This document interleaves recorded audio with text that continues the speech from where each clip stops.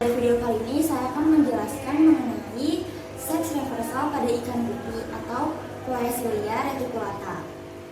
Seks reversal merupakan teknik membalikan kelamin atau perkembangan jenis kelamin menjadi berlawanan dengan tujuan untuk menghasilkan monoseks atau kelamin tunggal. Contohnya, perubahan seksual pada jantan menjadi betina atau dapat disebut sebagai feminisasi, dan perubahan dari betina menjadi jantan atau maskulinisasi.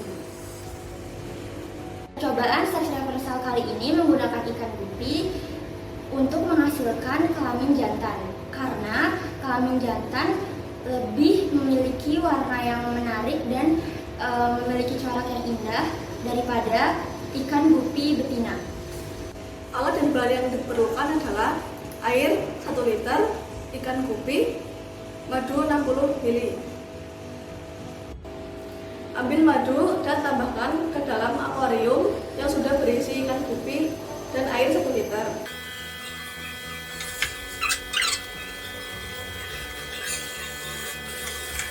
Selanjutnya diamkan selama 10 jam.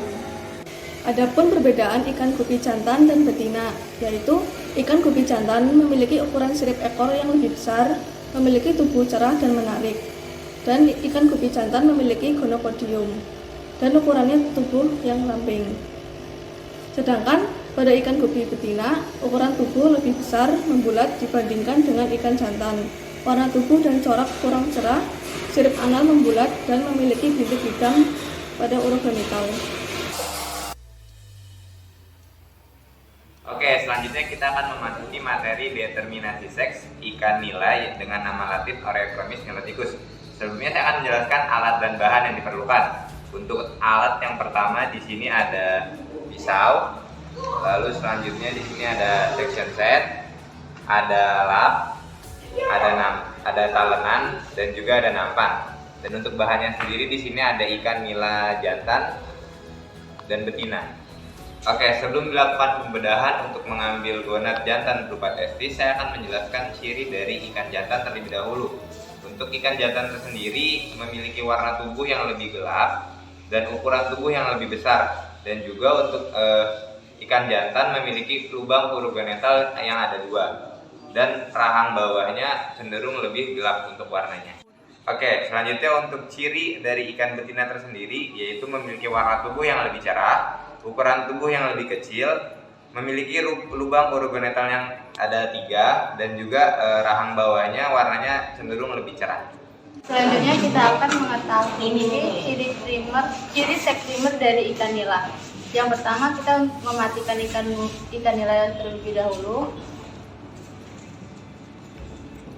Selanjutnya melakukan pembedahan ikan nila untuk mengetahui gonadnya.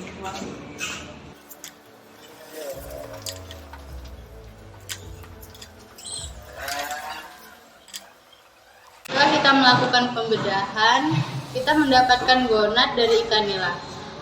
Berikut merupakan gonad dari ikan nila jantan yang memiliki ciri panjang pipih yang berisi sperma. Oke, setelah dilakukan pembedahan pada ikan nila yang betina, maka ditemukan gonad dari ikan nila betina yang berisi sel telur, di mana bentuknya di sini lebih besar dan berwarna kuning serta isinya adalah sel telur. Kali ini saya akan menjelaskan mengenai determinasi seks pada ikan lele. Alat dan bahan yang dibutuhkan yaitu ikan lele, nampan, dan set. Determinasi seks yaitu penentuan jenis kelamin ikan jantan atau betina di bawah kontrol genetik. Langkah pertama yang harus dilakukan yaitu memisahkan kepala dan badan ikan lele. Didapati gonad dari ikan jantan dengan ciri-ciri berwarna putih, memiliki tekstur bergerigi, di dalamnya terdapat sperma dan berukuran kecil. Berikut ini merupakan gonad dari ikan lele betina dengan ciri-ciri berwarna kuning, memiliki bentuk yang lebih besar, dan juga berisi sel telur. Oke, selanjutnya saya akan membahas tentang seks sekunder dari ikan lele bulu. Untuk ikan lele jantan itu bentuk kepalanya lebih ramping atau lebih pipih, dan bentuk tubuhnya juga lebih pipih. Nah, dari warna kulit atau warna tubuhnya itu lebih gelap ikan jantan. Nah, untuk lubang urogenitalnya ikan jantan lebih menonjol ke arah belakang. Sedangkan untuk ikan betina, kepalanya itu lebih besar, lalu bentuk badannya di bagian perut sini lebih besar atau lebih berbentuk lonjong seperti itu. Nah, di warnanya itu lebih cerah daripada ikan jantan, lalu lubang urogenitalnya terlihat berwarna merah.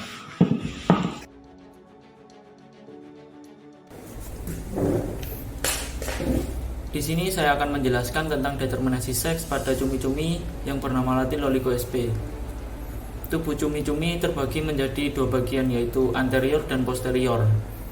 Nah, untuk mengetahui cara membedakan cumi jantan dan cumi betina, yaitu yang pertama dilakukan pembedahan.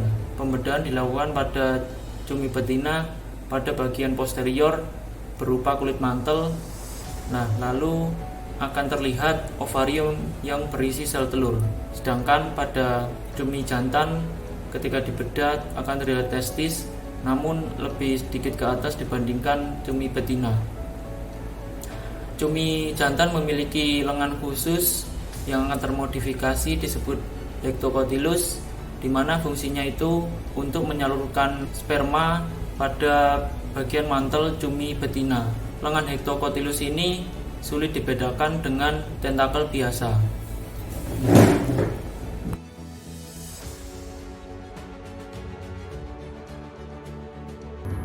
Pada kesempatan kali ini saya akan membahas tentang seks determinasi dari udang, khususnya udang Paname. Untuk membedakan antara udang Paname jantan dan udang Paname betina itu dirasa cukup mudah ya, karena pada udang Paname jantan, pada bagian kaki paling belakangnya itu terdapat tonjolan atau biasa disebut dengan pentasma. Pentasma atau tonjolan tersebut akan berubah warna berwarna putih saat udang Paname mengalami matang gonad dan terisi oleh sperma. Kemudian untuk udang Paname betina itu terdapat dua lubang pada bagian kaki antara kaki keempat dan kaki kelima. Nah, lubang tersebut berfungsi untuk mengeluarkan telur udang saat udang mengalami pemijahan. Mungkin itu saja dari saya. Wassalamualaikum warahmatullahi wabarakatuh. Menjelaskan mengenai determinasi seks kepiting bakau. Untuk mengetahui jenis dari kepiting bakau dapat dilihat dari ukuran tubuhnya. Kepiting jantan memiliki ukuran tubuh yang lebih kecil, sementara kepiting betina memiliki ukuran tubuh yang besar. Selanjutnya dapat dilihat dari ukuran capitnya. Ukuran capit jantan lebih besar dan lebih panjang, sementara ukuran capit kepiting betina lebih kecil dan pendek. Selain itu, bentuk dan warna karapas pada kepiting jantan dan betina juga berbeda. Kepiting jantan memiliki bentuk karapas yang kecil dan warnanya lebih gelap. Sedangkan pada betina, bentuk karapasnya lebih besar dan warnanya terang. Kemudian ada abdomen. Pada kepiting jantan lebih meruncing, sedangkan pada betina bentuk abdomennya lebih membulat atau membesar. Kemudian ada pleopat. Pada jantan bentuknya lebih runcing serta tidak terdapat rambut-rambut halus dan digunakan sebagai alat kopulasi. Sedangkan pada betina, pleopodnya lebih membulat serta terdapat rambut-rambut halus dan digunakan untuk menyimpan telur-telurnya.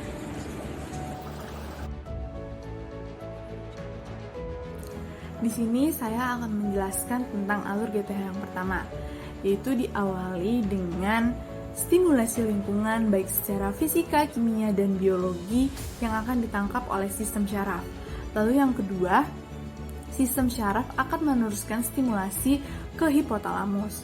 Lalu yang ketiga, hipotalamus merespon dengan mengeluarkan gonadotropin releasing hormone yang berupa FSH-RH. Lalu yang keempat, hormon tersebut akan merangsang pituitari untuk menghasilkan gonadotropin berupa FSH. Nah, lalu FSH ini merupakan produk dari GTH yang pertama. Lalu yang kelima, FSH masuk ke dalam oosit lalu mempengaruhi sel TK untuk menghasilkan hormon testosteron. Lalu yang keenam, hormon testosteron dimediasi oleh enzim aromatase pada sel granulosa untuk menghasilkan estradiol 17 beta. Lalu yang ketujuh, estradiol 17 beta itu akan dibawa menuju hati untuk disintesis dan akan menghasilkan fitologenin atau akan bakal jadi kuning telur. Lalu yang kedelapan, fitologenin dikirim oleh darah menuju oosit dan menghasilkan fitologenin yang menebal dindingnya radiata. Lalu yang kesembilan, efek dari menebalnya dinding radiata ini menyebabkan estradiol 17 beta meningkat dan menyebabkan umpan balik positif pada LH, yaitu menghambatnya enzim aromatase. Lalu yang ke-10, penghambatan enzim aromatase ini akan meningkatkan produksi testosteron karena tidak memiliki media untuk berubah menjadi estradiol 17 beta. Lalu yang ke-11, hal tersebut akan memberikan umpan balik positif berupa adanya LH-RH dan memiliki umpan balik negatif, yaitu berupa FSH-LH. Nah, selanjutnya LH-RH ini akan menuju ke alur GTH yang kedua. Oke, baiklah. Di sini saya akan melanjutkan untuk menjelaskan alur GTH 2, di mana dari alur GTH pertama tadi LH-RH di sini kembali merangsang pituitari dan selanjutnya untuk menghasilkan hormon gonadotropin berupa LH atau luteinizing hormon, di mana LH sendiri ini merupakan hasil produk dari GTH 2. LH tadi akan merangsang sel TK yang selanjutnya di mana sel TK akan menghasilkan enzim 17 alfa dihidrogenase. 17 alfa hidroksiprogesteron. Ini merupakan fungsi LH yang kedua. Untuk fungsi LH yang ketiga adalah mengaktifkan enzim 20 beta hidroksisteroid dihidrogenase.